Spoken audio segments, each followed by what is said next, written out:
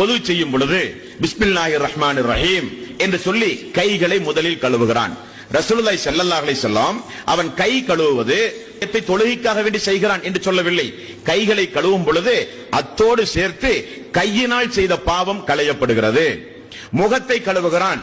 கண்ணின் மூலம் அந்நிய பெண்ணை பார்ப்பது, ஆபாச காட்சிகளை பார்ப்பது, தவறான காரியங்களை பார்ப்பது, கண்ணின் மூலம் செய்த பாவம் மன்னிக்கப்படுகிறது.